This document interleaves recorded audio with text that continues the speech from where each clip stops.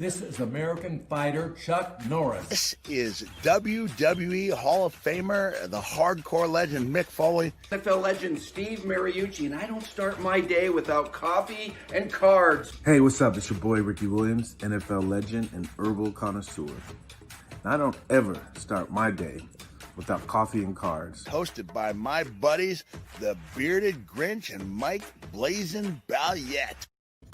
Blazin' and the Bearded Grinch. How you feeling this 2021 new year, Chris?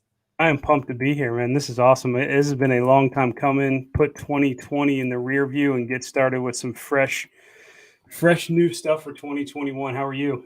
I'm pretty good, but it looks like our first comment came from somebody who already has regrets in 2021 when we posted a late night break last night and someone says they got hammered and said close on a break last night. That's one way to start the new year. Luckily, I don't think it caused any problems. That would have been an expensive break had they typed it a little bit earlier than they intended to. It's a good thing it wasn't an immaculate or an impeccable one. They could be in trouble this morning. Well, I see Johnny knows what's up. Johnny went ahead and gave permissions to let us see who he is. Chris, do you want to tell them how they do that so we don't just see Facebook user and we can see who they are? Yeah, you should be at the top of the stream on the Facebook page, be able to go and allow permissions for us to see your name. Otherwise, it just comes up as Facebook user. So if you can't figure out how to do that, and I don't have the ability to walk you through it right now, at least just type your name in there so we know who you are. Yeah, so, and I know it might take a minute to do it, but we really, really would like you to do that. It's one way that we can connect with you. We intend on doing this pretty regularly now. That's one of our New Year's goals, at least one of my New Year's resolutions. Chris, I know you're excited about that as well. So one way we can connect with you and get to know you better and have you a regular part of our audience or our podcast is to make sure that we can see who you are. So just take a minute right now. Well, we're getting started here. Find a way to do that. If you can't, message one of us afterwards. We'll get you set up for the next time. I don't know if you have to do it every time or not, Chris, but either way, we want to definitely see who they are. Yeah, it should be a one and done, but it's a work in progress, so we'll see how it shakes out. How was your last night, your New Year's ringing in? Mine was so quiet. So my wife has done this new thing where she's teaching kids in China how to speak English. And so their time is so far off of ours. In order to do it, she has to do it like 4, 5, 6 o'clock in the morning because it's the afternoon in their time. So she was in bed by like 9:30. My girls both went to a friend's house for a little get together. So I had to pick them up. But in North Carolina, alcohol sales stop at 9 p.m. The restaurants all close at 10 p.m. So I'm driving to pick them up a little after midnight. And it was the most eerie thing. There was no one on the road. So it was absolutely crazy. Yeah, we don't even have restaurants or bars open here in Pennsylvania, so you couldn't even go out. There was nothing going on. But I said the thing that was going to that kind of blew my mind the most was not seeing the crowds in New York City on TV. We just had my in-laws over, but what was crazy is both my kids took an early nap, and I thought they were going to go down early anyhow. But we did a fake New Year's for them at 11 because they looked like they were winding down. Nice. Had the champagne poured for them, strawberry champagne, and everything, and we celebrated, gave her kid, and then they did not budge. They stayed up for the whole midnight one. So we got to have 2 New Year's celebrations last night. They barely made it, but they did. So it was cool. I got to celebrate that was the first time I would have had New Year's with my kids. So that was pretty cool. Yeah, those are things that they're going to remember. So the goal for today is we're going to do a little bit of recap of 2020. We're going to go over some of the products that we most enjoyed, some of the biggest sales and surprises from 2020, and then take a look forward at 2021, those things that we're anticipating. And then we're going to get you guys involved. We asked on the Facebook page for some of your resolutions and goals heading into 2021, so we certainly want to share those with you. So let's just jump right into it. Looking back at 2020, I mean, not only a crazy year just in general in society, but a crazy year in the sports world and in cards in general. We saw highs, we saw lows, a little bit all over the board. I thought it would be interesting if we kind of jump into the top 5 biggest sales of 2020. So these are going to be the top 5 individual cards that were the largest sales in 2020. Starting with number 5, we're going to the ice rink. It was a 1979 O-Pee-Chee Wayne Gretzky rookie card in a PSA 10. Any guesses on what that went for, Mike? A Wayne Gretzky PSA 9, and now this is like his rookie card? PSA 10 rookie O-Pee-Chee card. All right. I have no idea. I have never priced a hockey card in my life, I'll be honest. Well, you'll probably be as surprised as I would to know that it went for $1.29 million. Wayne Gretzky rookie. My golly. What I found when I was doing some research on this is hockey is one of those things like basketball. They've got a large international following. I think that helps to drive the prices up. So Wayne Gretzky coming in at number 5. Number 4, no surprise here. It's just more the surprise that it changed hands because the number of these cards in existence and the population is so low, was the Honus Wagner white border PSA 1. Went for $1.39 million in the open market. I think there's only like 4 in existence. I think Wayne Gretzky, speaking of him at number 5, actually owns one of these cards. So he's one of the few that actually owns it. I think there's one in the Baseball Hall of Fame. So 1.39 million on the Honus Wagner. That's a pretty famous card. I think a lot of us have seen pictures of. We'll get that shown here if you're watching live. But all right, go ahead. That was number 4 and most expensive. Yeah, and what's interesting with that is a PSA 1. So obviously you're talking about a card from that long ago. I think getting it in any type of condition that can even be graded is pretty rare. So PSA 1 is all you need to get that 1.39 million. Then we move from baseball over to the hard courts. This one was well talked about, not a surprise. We even heard that this individual bought his own card, maybe driving the market a little bit. But the 2003-2004 exquisite LeBron James patch auto in a BGS 9.5 sold for $1.8 million. For modern cards, that was, setting a record at the time, a ridiculous amount of money. But LeBron is, in that argument, questionably the GOAT. Between him and Jordan, it's going to be forever going down. You've got the purists that say Jordan, you've got the newcomers that say LeBron, but $1.8 million on the LeBron. No surprise there. Yeah, it's crazy to think, too, there are cards out there that have Kobe, Jordan, and Bron autos all in the same card. I can imagine that down the road, graded, that a few of those are going to pop up and beat that record pretty easily, and not too near of the future. Yeah, no doubt about that. So we're going to stay on the hard court.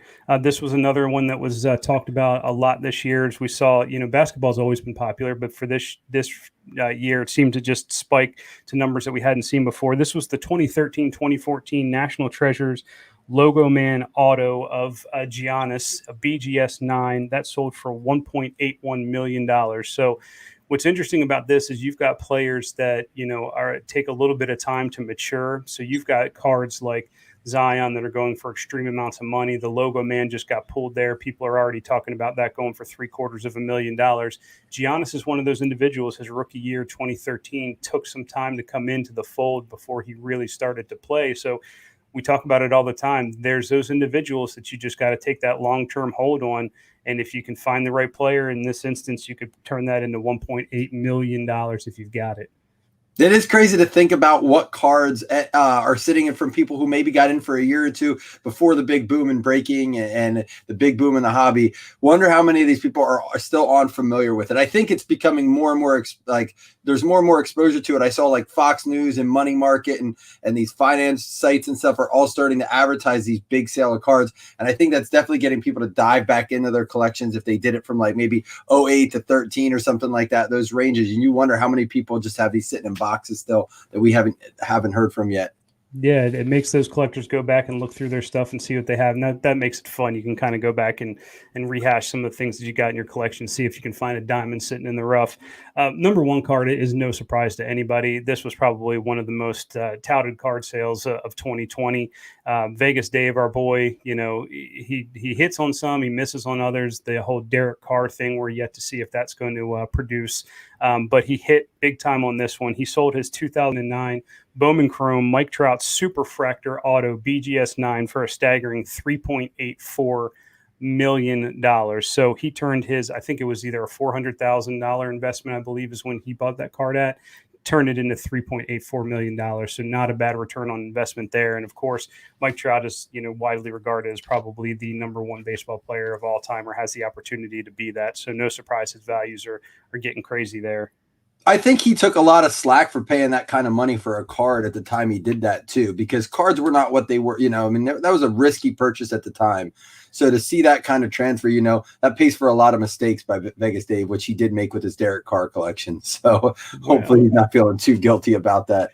It's going to be interesting to see, though. I'm not saying he's right by any means. I don't want to think that Derek Carr's the next guy, but his philosophy on it with playing in the Vegas market, having fans actually in the stands, when that can happen, we'll see if he can hit on it a little bit. I don't think it's ever going to be the great hit that he thinks it's going to be, but I think that you could probably see some of those players. It's an opportunity where a rookie like Josh Jacobs could see a spike in his values if he plays well in a market like that. So interesting to see. Those were the top 5 biggest sales of 2020. Want to kind of transition now to what are those most watched cards right now. So we talked about the biggest sales in 2020. What are those cards that could end up being at the end of 2021, those largest sales out there? So let's start off with baseball. Number 3 in baseball currently most watched is the 2018 Bowman Chrome Draft Jared Kelenic Purple Auto. Currently has 110 eyes on that card, watching that as the auction closes out on that. Don't know much about Kelenic. He's one of those players that surprised me when I saw that as number 3. If any of you guys are huge baseball guys and want to chime in on a comment as to why that's so watched versus some of these other prospects that are out there, like the Jason Dominguez, let me know. Number 2, this is one of the things that I don't find surprising. We always talk about cards and baseball in particular relies heavy on like a vintage market. There's those vintage collectors and they really do well. It's a 1948 Leaf Jackie Robinson rookie card in a PSA 2. There's currently 120 eyes on that card. And then the number 1 card in baseball is a 2016 Bowman Chrome Fernando Tatis rookie card in a PSA 10. Currently 175 people viewing that card. So Tatis is hitting the top of the mark there in baseball. We'll see as spring training progresses in the beginning of the year and then on to the season if those change and some of these rookies start to rise to the cream of the crop. But I don't think there's any surprises that Tatis was well talked about, played well last year. Not surprised to see him at the top of the list there. It's interesting when you said 1948 Leaf. Is that the same Leaf brand that we have to this day? Do you know anything about that? I don't. That's a great question. I'm not sure if it is the same company. I don't know that Leaf, as we know it, has been around that long. But yep, there's the card there. Now, what's interesting? So that's an 8, and that's currently for $349K on eBay. Buy it now or make offer. Well, and that shows you the difference. That's an SGC graded 8 at $350,000. This one's a PSA 2. So that just shows you, that. From a grading perspective, PSA and BGS still kind of own that market. A lot of talk about SGC and what they've got, coming up, and if they're going to be able to match. A lot of people are buying into it, so we'll see. It'll be interesting. Well, I want to say something real quick there. I see my dad popped in. What's up, Dad? Happy New Year. And actually just had a conversation with him yesterday because I had saw a post where someone posted a PSA 10 Joe Montana rookie card that had sold for $60K. And I knew my dad had some of them. So I called out to him and said, hey, get these out. So he sent me a picture of like 7 or 8 that he has. Now, what I did then was I looked at what it was selling for raw, PSA 8, 9, and 10. And this is not always true, this price differential, when you look at modern cards. But I learned yesterday the big difference in vintage when it comes to grading, because a raw Joe Montana had sold for $100 just pretty recently. A PSA 8 sold for around, I think it was $300. A PSA 9 went for about $1,600, and then you get to the PSA 10 and you're talking 20 to 60,000 range, depending on what, the latest one's $60K. But I don't know if you're familiar with it, but Gary V had just most recently posted a picture of him holding like 6 cards, and one of them was a graded Joe Montana. And it definitely, you got to be careful about that because he does not intentionally set the trends. I do not believe that he does that. He's made it very clear he tries his best not to do that. But either way, it sometimes inadvertently does that. So it's cool, though, to see some of these vintage cards. If you have it, now's the time to start to look to see which ones you have that look like a good grade, because there's where we're seeing the biggest price differential on those high grades on vintage cards. Yeah, I agree with you. And then even on the modern ones, I think what's interesting is you'll see there is a clear drop off from, particularly like a PSA 9. Once it goes to 8, people would almost pay more for a raw card than a PSA 8 card. I've seen that trend coming a lot too. So if it's not a 9 or better, a lot of times people won't grade it out unless it's for your PC and the goal is just to get it slabbed to protect it. So interesting there. If we move on to football, some of these names are no surprise. Your boy's coming in at number 3, 2018 Prism Blue Scope Josh Allen Auto PSA 10's got 145 eyes sitting on that. No doubt they're making a run into the postseason, first time in the postseason in a long time for them. So, looking to make history, get back to the Super Bowl, winning ways there in Buffalo. So a lot of eyes are on Josh Allen also in the MVP conversation. So it's not really surprising to see his cards go up there whatsoever. Looking at number 2 and number 1, these are new relative faces in the NFL, but they're kind of taking things by storm. So not surprised to see them here. 2020 Prism Joe Burrow Gold Vinyl PSA 10. It's got 150 views on that one. And then coming in at number 1 is the 2020 Prism Justin Herbert Color Blast PSA 10. It's got 250 views on that one. So what card was what Herbert was that again? That's the Color Blast out of 2020 Prism. So really no surprise there. I think Herbert has cemented himself as the lead candidate for, Rookie of the Year from the quarterback's perspective with this class. He's kind of emerged as that guy, similar to what happened, previous year with Lamar Jackson coming out and kind of setting himself out in the forefront. Justin Herbert's been able to do that. So his cards are coming in hot, and it's a beautiful card. I mean, if you're able to watch this live, you can see it's just a really pretty card. Now, I want to talk about this for a minute real quick, and we're going to get into our most improved products here in a little bit and some, trends in the hobby. But I want to bring this up now. I hope that they don't do with the Color Burst what they've done with cracked ice in the hobby. And I'll get into more of what has happened with cracked ice in the hobby when we talk about trends in the hobby. But what you're seeing now is just most recently Obsidian put a Color Burst in theirs, and it looks gorgeous. It's really like this, except it's got the black background as opposed to the white background, and the colors actually pop a little bit more on it. The difference is Prism boxes, not only does the Prism product cost a lot more money to open right now, the wax is a lot higher, but these Color Blasts were 1 every 10 cases. 1 every 10 cases you pulled one of these. The Obsidian Color Blast are 1 every case. And I think it's like between 15 and 20 players on that list. So you have to understand there's going to be a lot more of them pulled. So one of the things you got to realize, and maybe this, we talked about resolutions. I want to know more about that before I invest that kind of money into I'm not saying don't go and invest this kind of money in a card, because look what it can do. You could have probably bought that card a couple months ago for $2,000-$3,000. Grades of 10, you look at that growth, $15,000 with 3 days left on it. But I would say some people, I think, don't do the research before doing that, and then we don't know. This is a 1 every 10 case hit. Obsidian is 1 every case hit. So that's things I think we're learning in the hobby together as Panini continues to grow kind of the way they do things. Yeah, it's interesting. I actually watched an interview with the sports card investor, and he had one of the high ups from Panini on, and they were talking about it, and he hit him with some hard questions. And of course, the used car salesman danced around him and didn't give a clear answer. But one of the things that he talked about was, how come they're not more transparent with the number of cards in a short print set? And I will give them credit. One of the things they did, and you just talked about it in Prism, they did talk about the stained glass being 1 per every 5 cases, and the Color Blast being 1 per every 10 case. That at least gives you some idea of the rarity. It's not going to say there's only 20 of these each produced, but to your point, much more rare than the 1 per case that you'll see in the black ones that are coming out in the new product. And also to your point, the white versus the black's going to show any issues with the edges and the corners much easier than the white. So I think the white's kind of attractive because it's easier to grade from some people's perspective there. Well, I think it's a preference because I actually like the black. I think the colors pop a little cooler on the black. But I want to say this right here real quick. Someone had said, and Facebook user, whoever this is, go authenticate so we can see who you are because I want to talk to you. But I've seen a lot of cases that haven't had them. Of course, with Panini, you're always doing on average. We did 3 cases. We pulled 4 Color Bursts actually, but one of them was a mistake. So maybe whoever didn't get one in their case because we opened a single pack. And Chris, actually, you were one of the recipients of one of these. We actually, in the same pack or box of Obsidian being only 1 pack, pulled, we were super pumped, pulled the Patrick Mahomes Color Burst. I'm celebrating. Chris got it. We're super pumped. And, I think Corey Kelly was a little bummed because he had asked me before the break, hey, did you pull a Color Burst yet? He had gotten the Chargers in a random. And then sure enough, after we top loaded Chris's, didn't we have a freaking Justin Herbert right underneath it Color Burst?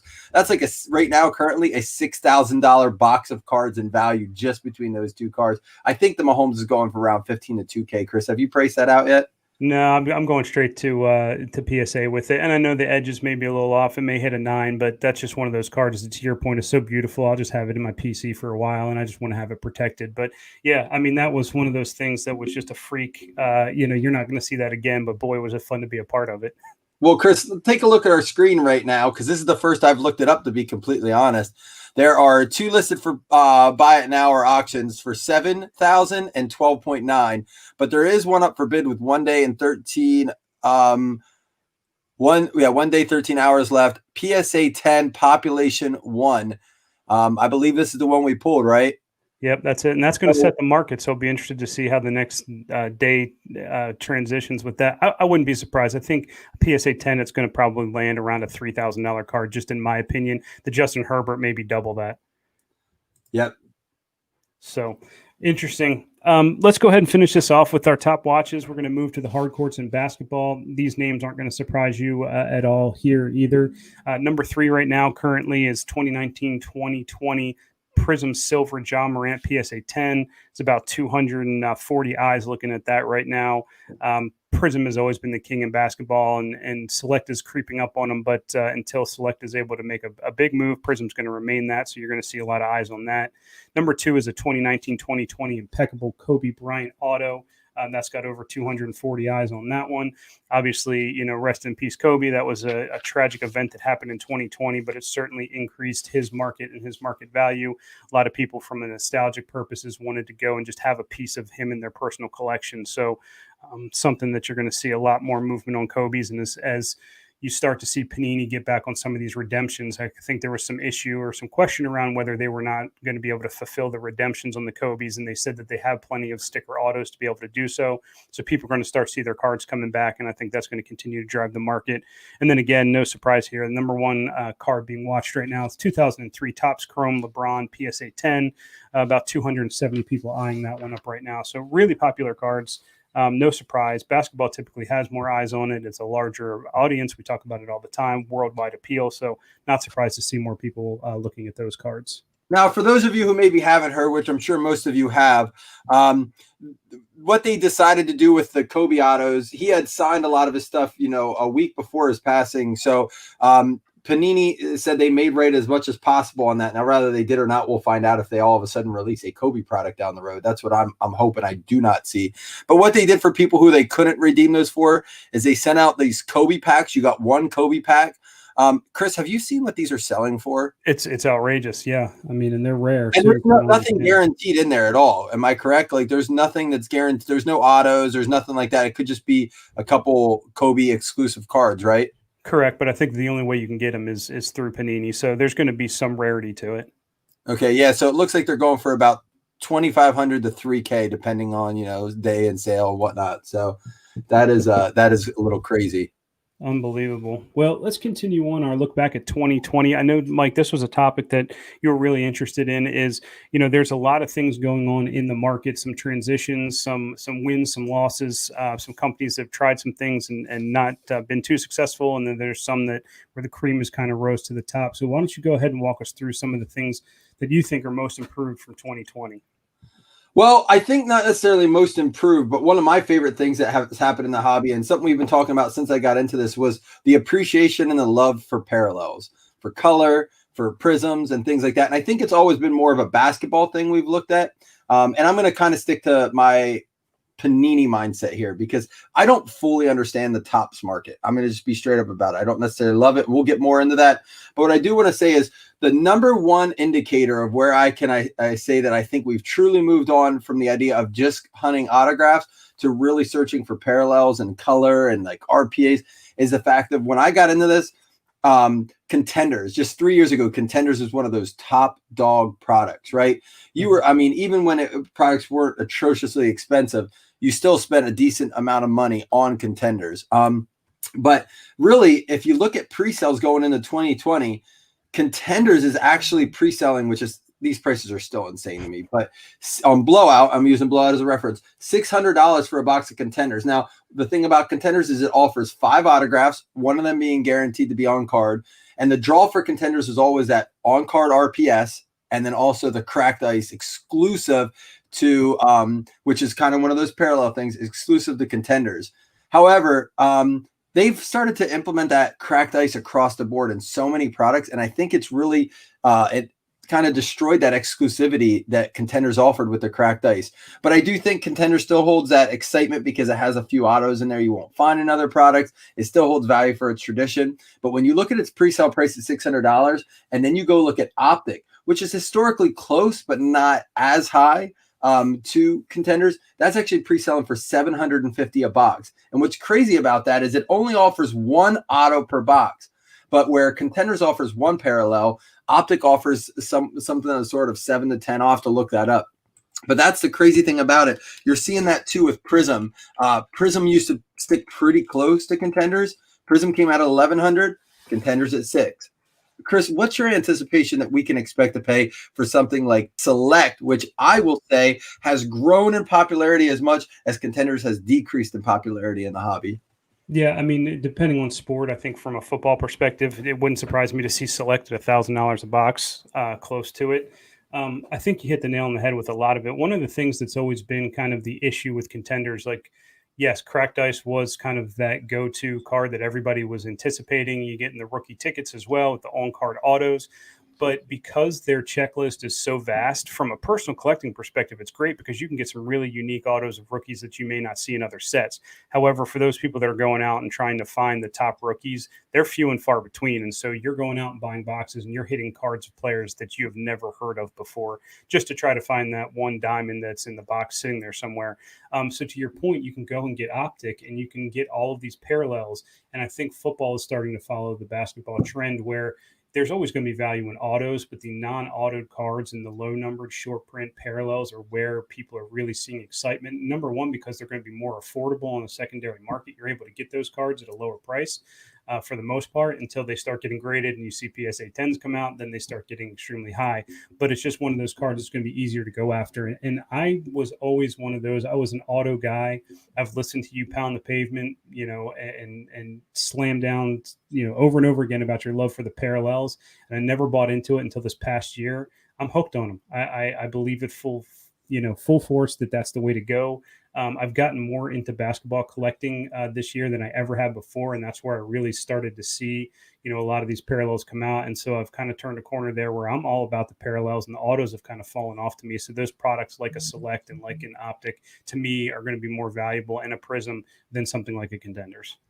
Well, and to your point, here's why I think the parallels are exciting too, is it gives us more hope and more chance and more opportunities to either invest or recoup or enjoy the hobby because, even in a product like Optic, it was always like, oh man, I would do, say, even when it was cheaper, a 6-box break, and it was like 6 people maybe if we spread it out. It was like, oh man, 26 people went hitless. Well, no, you didn't. Because if you go back and you look at like the 2017, 18, 19 Optic rated rookies, and I'm looking at the breakdown of the Donruss Optic right now, it's 1 autograph per box. So if you just put all your hopes in autographs, I mean, you got to realize that there's no way you're ever going to like enjoy that product. But 14 rookies, 6 rated rookies, 10 parallels, and 4 inserts. All right, those 10 parallels are huge. There are some of those cards, and Chris, we can look at it here. There are some of those cards where if you see some of those great, and this is the other thing why this is big, and we'll talk to this about when we go over the listeners' New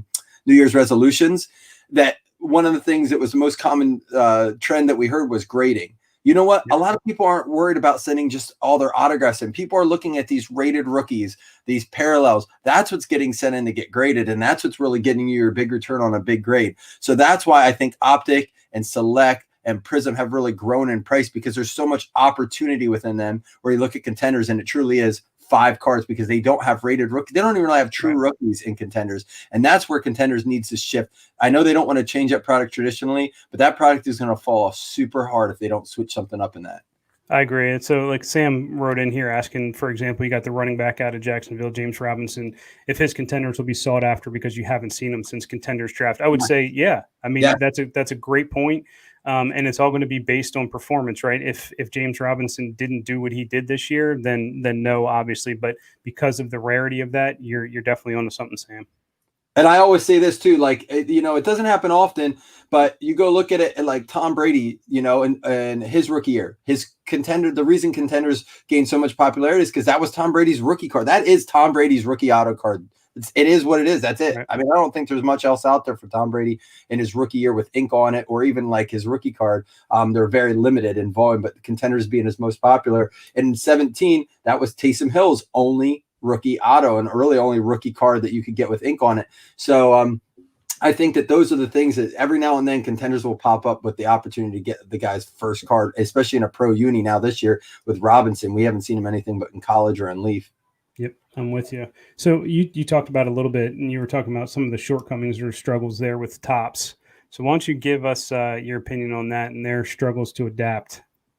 Well, I think Topps is kind of so Topps. I'm going to go back a little bit here for a second. Topps has actually decided to do a different approach with Panini, where they're like just selling on their site for, you know, a higher level. Topps actually just straight up doubled their price for their products on like their top products this year. That's like cost to distributors, cost to, you know, people who get from distributors. And so it's made it really, really hard to make anything even affordable, even for the people who get tons of volume of it. Topps was always, to me, in my head, a volume thing. You could get a ton of stuff, like it's mass produced.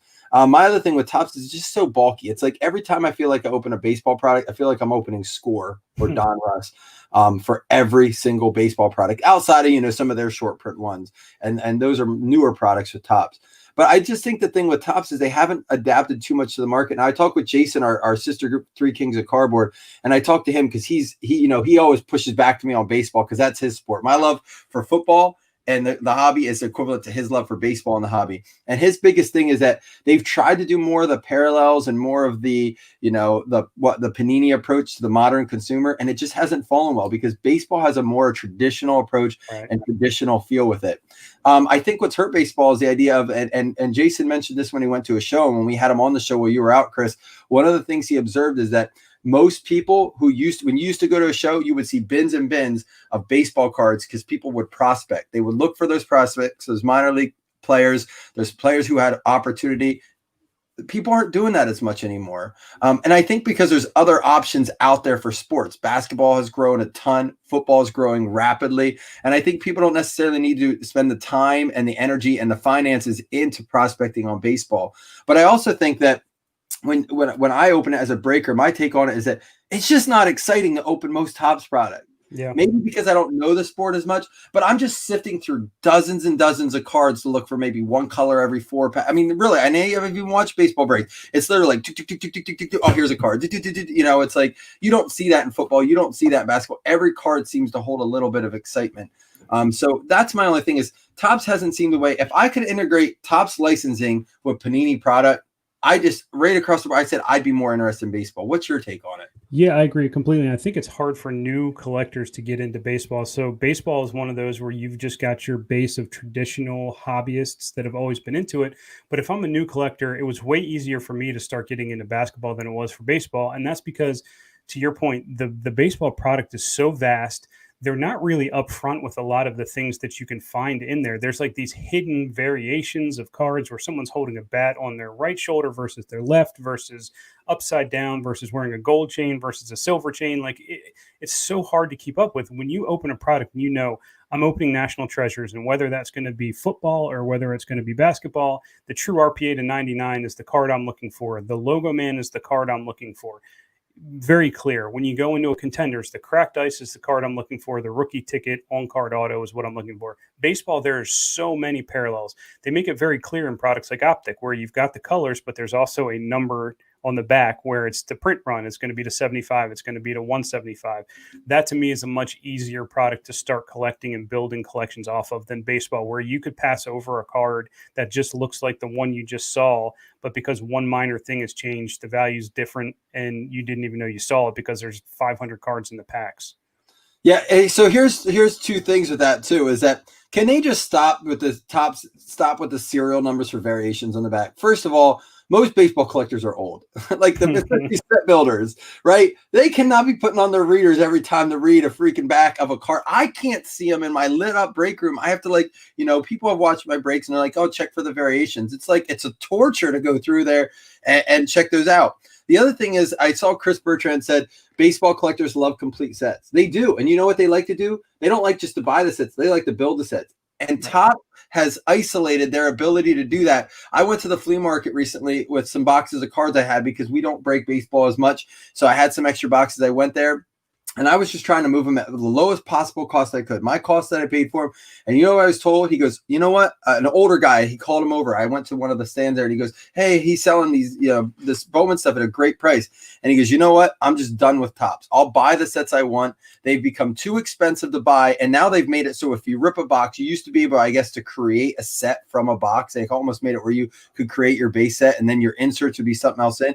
He goes, not only can you not create it now, but he goes, I've seen 3 boxes ripped where nobody even got close to their value on it. Mm-hmm. And that's true across the board, I think, with football and basketball too often. But I think baseball collectors, to Chris's comment, is they traditionally enjoyed opening the packs, putting their set together, and then maybe having a chance for something. But now that they've eliminated the ability to put together these sets on a 1-box or a 2-box rip and then doubled their price, I just think they're really pushing away their largest demographic without drawing in a larger demographic. And I think it's an opportunity for Panini, whether they want it or not, needs to capitalize this, get the license for baseball, and actually start creating products.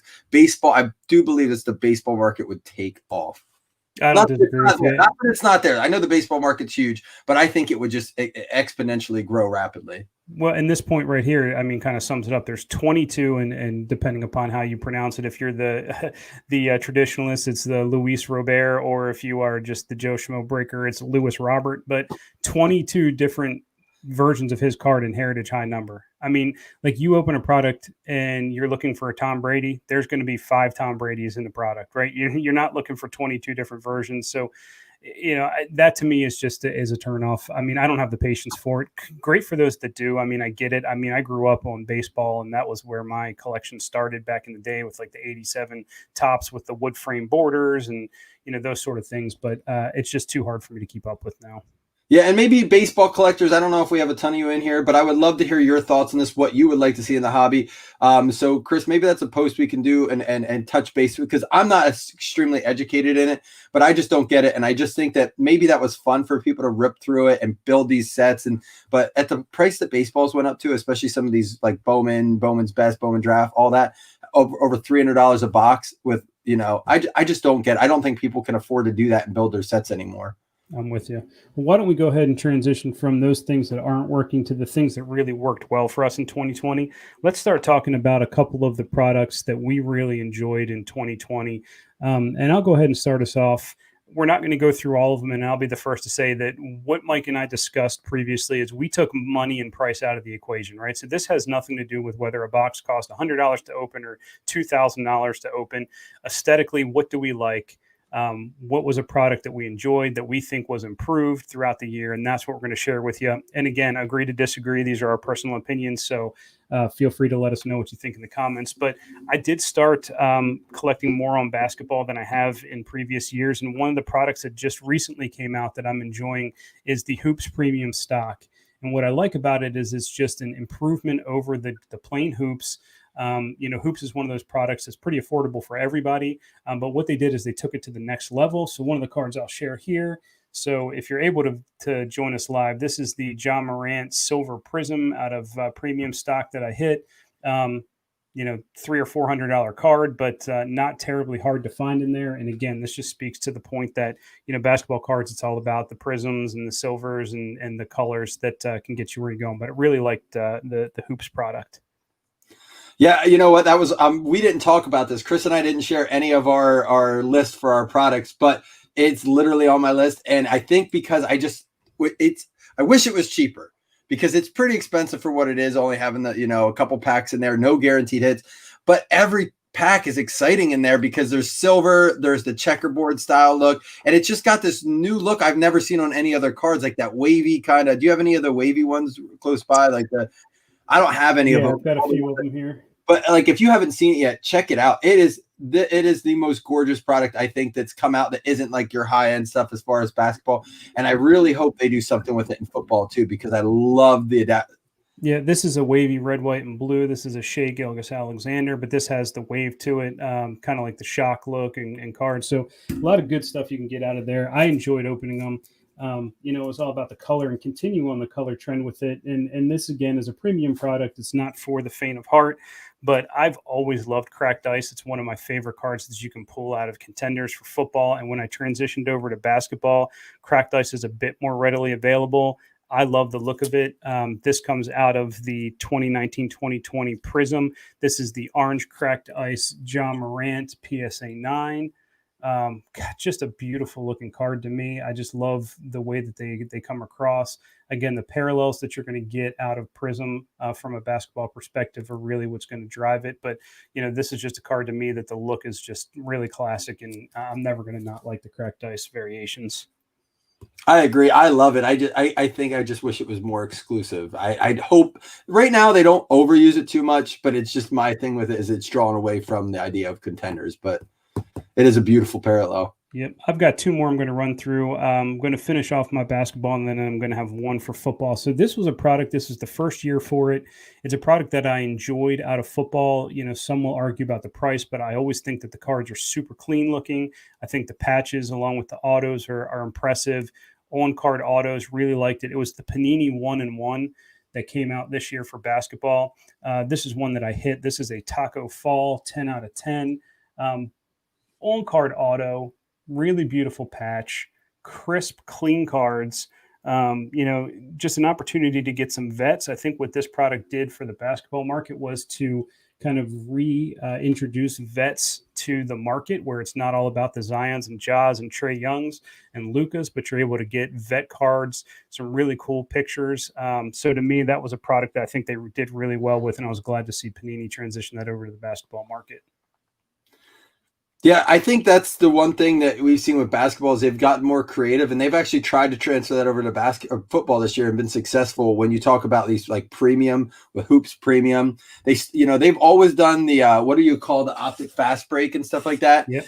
Just this year was the first year they tried it with football with the no huddle variations of Prism and Mosaic, and honestly, I love them. I know they're expensive; they're probably a lot more than they should be, but they offer these exclusive parallels, and it's just every box is almost as much fun as the hobby box at a fraction of the price. So I think Panini's on to something with that. That's one of the coolest trends I saw from Panini this year was the fact that they're creating those spin-offs of the big brands. Yep. T-Mall is another one that they have out there that you can get exclusive, like the Red Waves and the T-Mall basketball. So those I really liked. And my last product for me that I enjoyed, and I'm glad to see this transition from basketball over to football, was Mosaic. I think it's a love-hate thing. There's some individuals that didn't take to it really well, but to me, you had an opportunity to get a lot of variations, some really pretty colors into it. It's tough. A lot of things that you'll hear is out of the pack. There were some centering issues. There was some surface issues. But if you're a grader or someone that enjoys grading cards for your PC, finding those cards in really good condition makes it all the better for you. So I'll share just a few that I had and some of the things that I like. So, for example, this was a Lamar Jackson Will to Win. This is a PSA 9 I got. Just really beautiful colors. Jumps off the card there. This one was the stained glass that they introduced in the Mosaic. Again, this is a Lamar PSA 10 stained glass.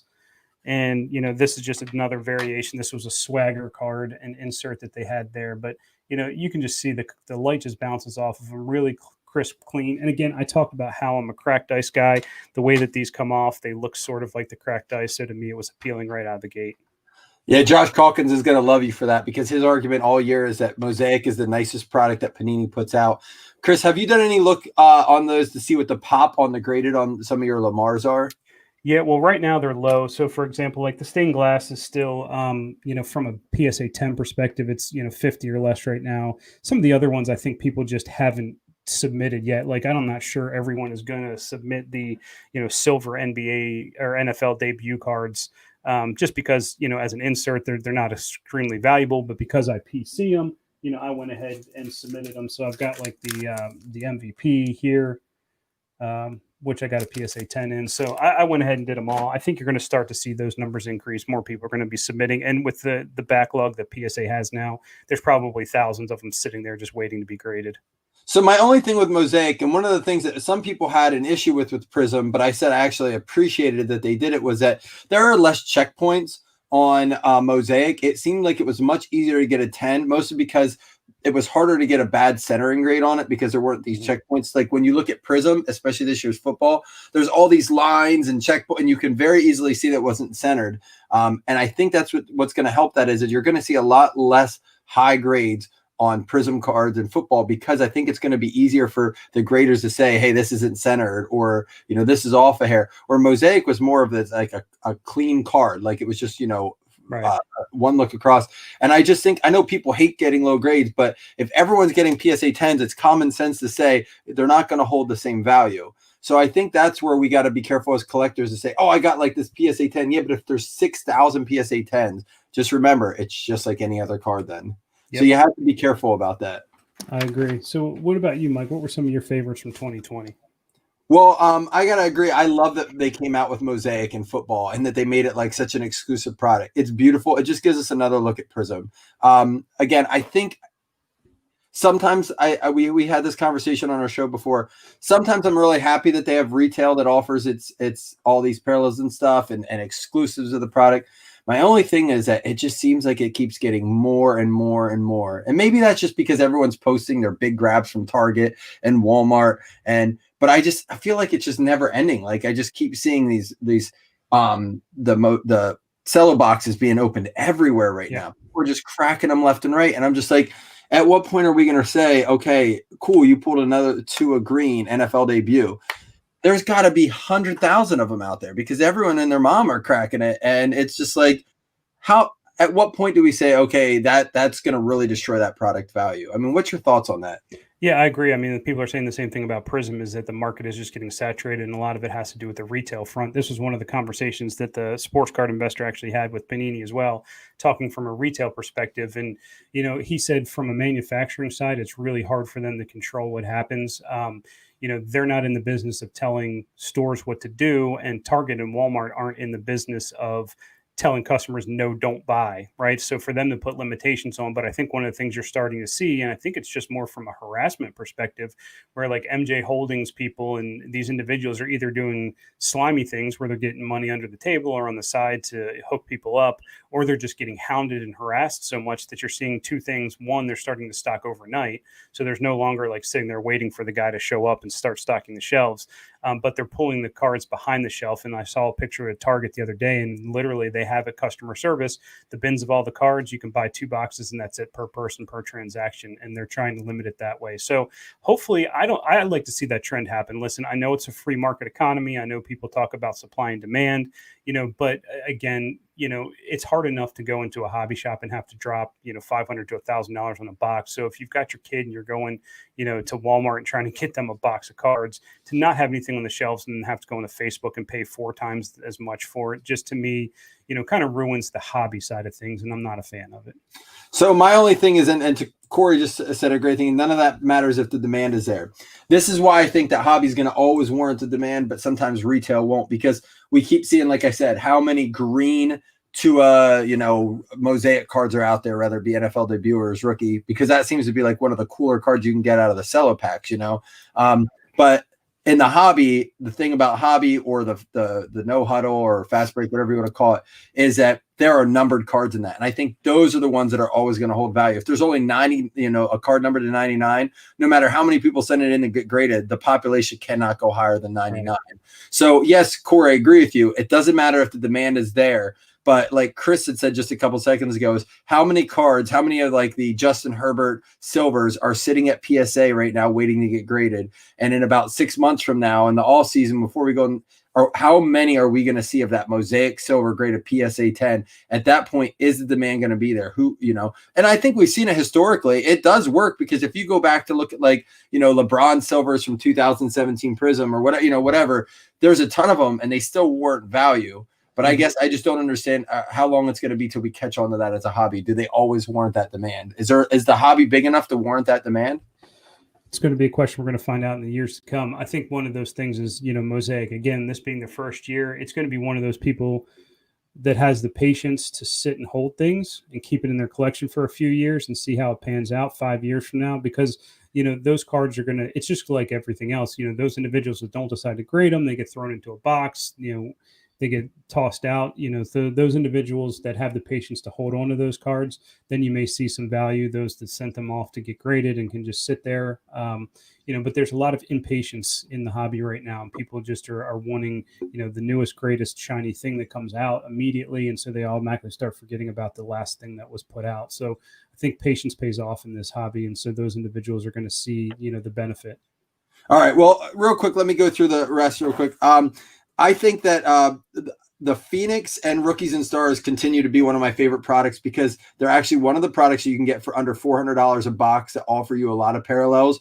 And I like them because not only are they cool, you can chase your rainbows, but you can also find good value in those. If you hit a Justin Herbert number card, you're going to still get a lot of good money for it, especially with Rookies and Stars. Everything seems to be numbered to 99 or less, and you get a lot per box. So there's a lot of opportunity in there. And because of that, I don't think a ton of Rookies and Stars is produced because there is just so many numbered cards in every box. So that's one of why it's my favorite. I think it's probably, if you haven't heard me say it, the most underrated product that Panini makes.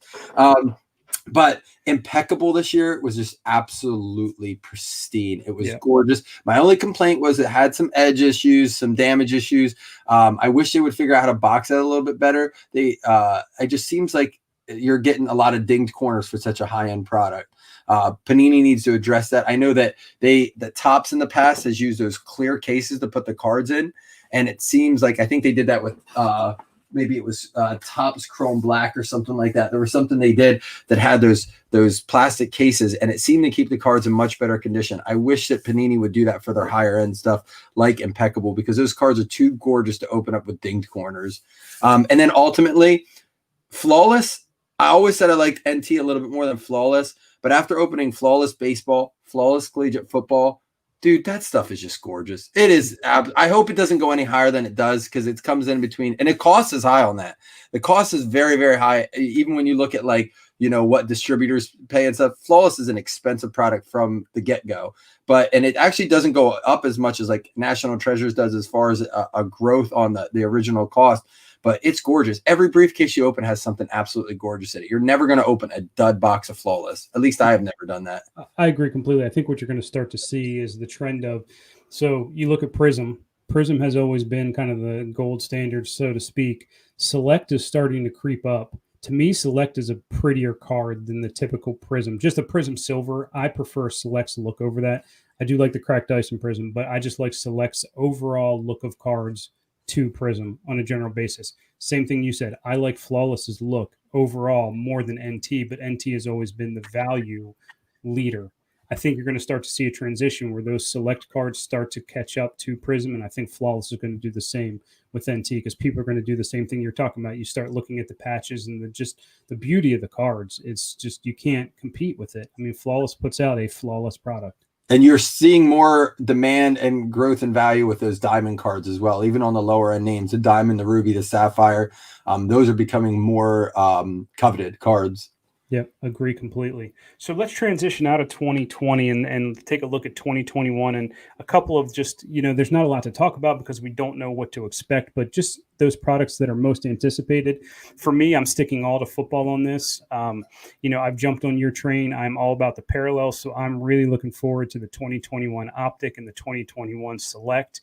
Can't wait to see what they look like. I can only imagine that some of these more rare cards, the Zebra Justin Herberts, are going to be, fetching a pretty penny. And then the other product that's an underrated product, I think that it was their first year in football this year that I'm excited to see how they transition to next year is Chronicles. I like Chronicles. I like the variety in Chronicles. I like, you can get some obscure things. I'll share. This is one that I just picked up the other day. This is a 2019 Chronicles Kyler Murray Vertex, which I like the look of these cards. This is numbered to 10. It's a PSA 10, numbered to 10. Just a really crisp, clean looking card. So I enjoyed Chronicles. I'm looking to see what they do here in 2021. You know what I said? I looked at a list I made for the segment was new products that came out this year and missing products. And Chronicles was on my list of new products, which actually came out in 2019. But Chronicles Collegiate in 2020 and Obsidian Collegiate in 2020 were actually nice additions to their whole repertoire of products, I think. They also came out with Mosaic this year, Zenith this year, and No Huddle, branches of both Prism and Mosaic, and they're going to do the same thing for Optic. Out of all those new products, what did you like the most? The Chronicles, Mosaic, Zenith, or the no huddle variations of Prism, Mosaic, whatever? I like the no huddle. I really do. I think no huddle was a good value. I like the no huddle versus just the standard hobby box more personally. So I would go no huddle. Well, I would say I also listed this missing products over the last couple of years. Ones that I just came to the top of my head were Majestic didn't come out this year, on Parallel didn't come out this year, and we're still missing Classics, which was replaced by Legacy, which is actually listed as my most improved product, ironically, from Panini with the rip cards and some of the chrome additions. But I am excited to see what they do with Optic and Select. To go back to the original question of what are you most anticipating in 2021? I just think that the value the price keeps going up, and to match the value, and it makes it really, really hard to enjoy it on a personal box level. I think it makes breaking fun, and you can get it.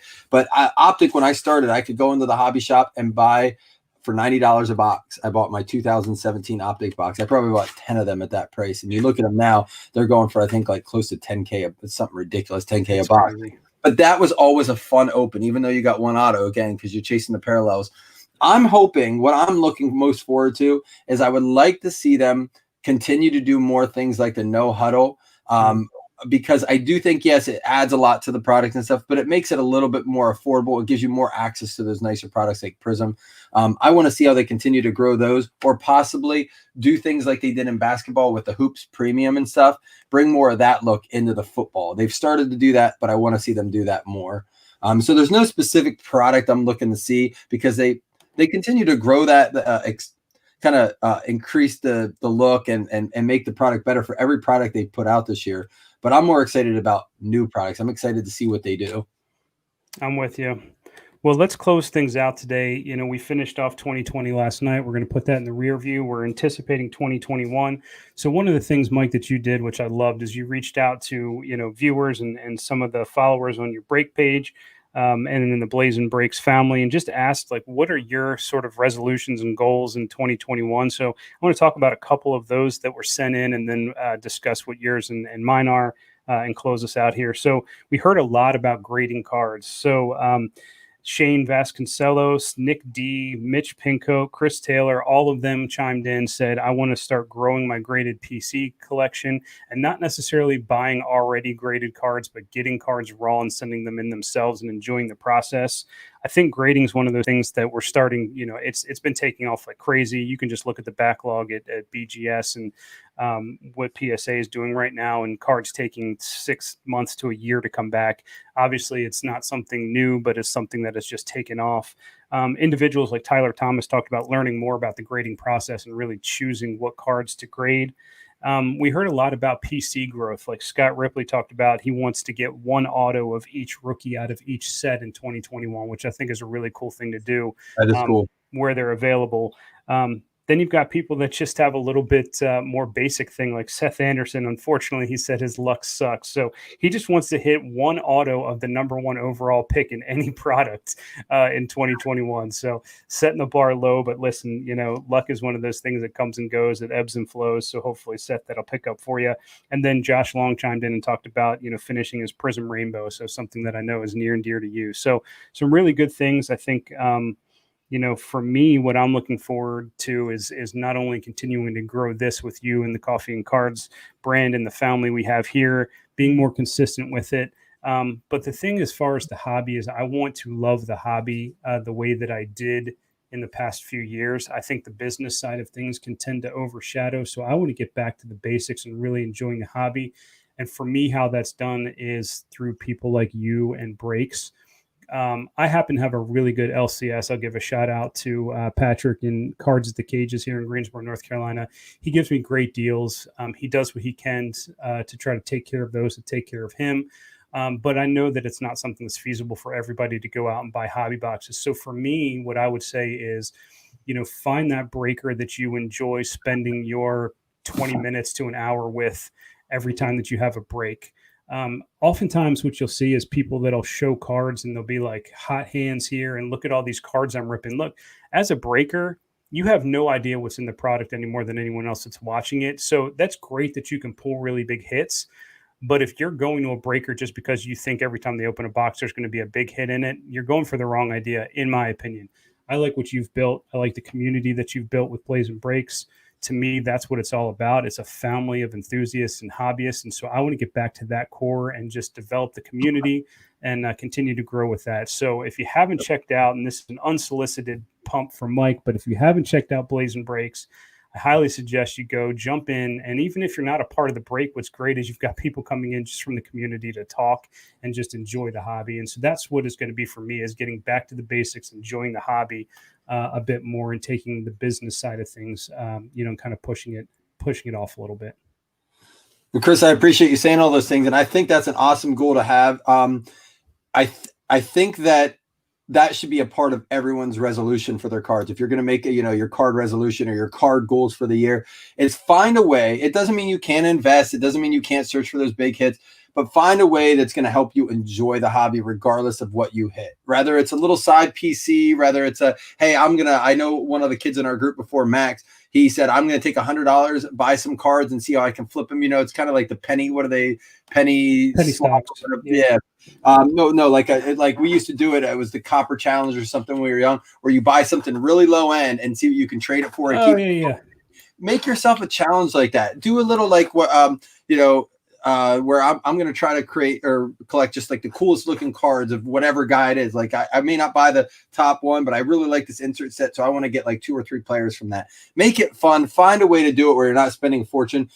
Separate your investment from your fun side of the cards. That way you always have a way to enjoy it. If you're not, Chris just said it. That's my pet peeve. I hate when people think that they can get better hits on a group or something like that. Listen, there's a lot of pressure as a breaker when you don't have a good break. Some breakers may not care, but let me tell you the honest to God truth. It pains me when we have a bad break. I get stomach aches and anxiety because I know how much people spend on this. You don't think I know that? I'm very well aware. I look at my bills to pay these cards. I know how much this stuff costs to me, and it makes me sick to sit on some of it sometimes and know what I have to charge to sell it. So please don't think for a minute when the break's over, I'm like, oh, well, that's over. Like my wife can tell you, she's like, what's wrong? Well, I had a bad break. Like it ruins me sometimes, and I want you to know that at Blaze, and that's one thing that's going to be our goals, that we continue every year like we have to grow in our giveaways, to grow in our way to connect. And we just posted our prizes for 10 fantasy leagues. It's only our 3rd year doing it, but a record number of leagues. I want to continue to do that. We gave away 2,000 in prizes, and I don't say that to gloat about it, but because you deserve that. You spend that kind of money in here. You deserve the opportunity to have fun, not just giveaways for inviting more members into a group, but finding ways to get involved more into the sports aspect of it. And I don't care if it's my group or with any other group. Make sure you're in there where there's something when you're not having a good time with cards, you can enjoy part of the sport or the hobby, rather it be, something like a podcast or even something like a guess to score for the game or pick the highest yardage player for the week or even like a DraftKings.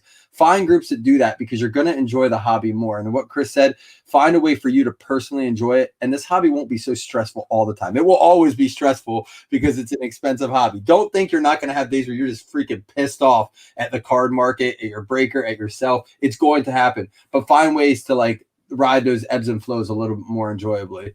Yeah, get back to basics. We talked about it all the time. Trade. Right. Listen, if you can't afford a break, if you can't afford a hobby box, one of the best things you can do is trade. You talked about it, and now it all kind of comes full circle. They were mentioning the kid that turned in, the paperclip into a house. Right. So that's the thing. Like trade, like you may have a base card that's sitting there that someone needs to finish off their collection, and they can trade you with a patch card that you wanted. And, back to the basics, old school, like we used to when we started collecting.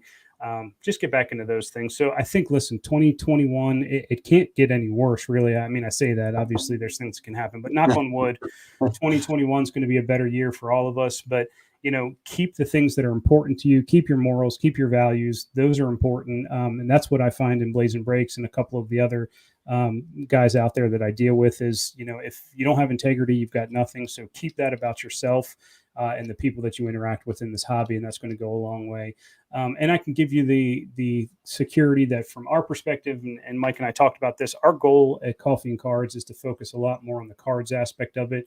We don't want to be a sports radio show. We're not here to talk about the latest and greatest and, what's happened in the last week. We're going to integrate that into our conversation, but there's a million avenues for that. We want to be your go-to for all things sports cards, where we can talk about the hobby, We can bring you on. You can share your collections. We're looking to have more guests come on, that being you, the listener, as well as branching out, maybe getting some athletes, some bigger things, some of these repack product guys out there. So we're looking to expand, be more consistent. So those things will happen. But we appreciate you guys being with us in 2020 and look forward to a really good 2021. Heck yeah. Well, Chris, thank you for setting this up today. This was your idea. It was a great idea to do a hangover issue or episode. I would say if you didn't get to listen to the whole thing, go back and listen, tell your friends about it. This is something I don't mind, we really talk about not poaching other groups or promoting within other groups about braid groups. But this is something I don't mind you sharing with people. Let people know if they're looking for information. We're truly doing this just to share information and grow our community, as in coffee and cards and just the card community. We want to have something that we can all sit and talk about and de-stress and just get our thoughts out there for cards. So let people know about this. It's not even, you don't have to go to the break page. We have a coffee and cards page if you want to send them there, so you don't feel like you're sending them to a break page. So go ahead and do that. But just let people know we want to get more people's takes. We want people to have a bigger community to talk about this stuff with. So please take a minute to do that. Let your friends know about this, and hopefully we can all grow in 2021 in coffee and cards together. Absolutely, Mike. It's a pleasure as always. I appreciate you guys. Enjoy your New Year's. Go get in the lazy boy, watch some college football, and let's hope my Ravens pull it off and get in the playoffs and make a run. Go Bears! Go Bears! See you guys.